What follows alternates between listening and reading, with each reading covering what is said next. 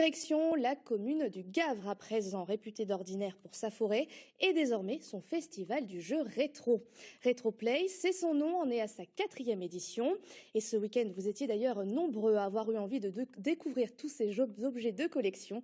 Arcade, flipper, baby-foot, jeux vidéo sur console ou PC, bref, il y en avait pour tous les goûts. Christophe François, Jérémy Leclanche.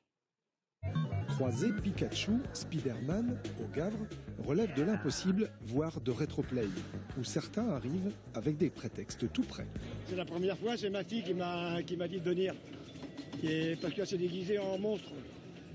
Puis voilà, c'est pour ça que je suis venu. Alors qu'en fait, ils viennent parce qu'il y a plein de flippers.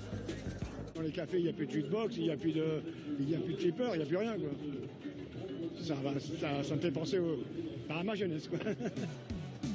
Des flippers par dizaines, des joueurs par milliers, tout ça, ça use les machines.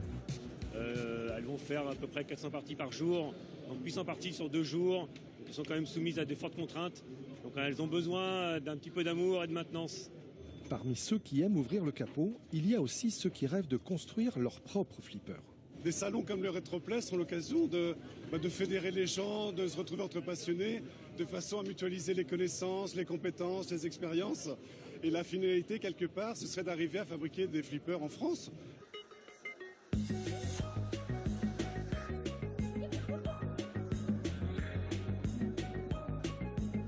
On est plutôt dans les rétro gaming, Puzzle Bubble, Mario et puis Pac-Man, quoi. J'ai commencé par une Amstrad CPC, je sais pas si vous connaissez.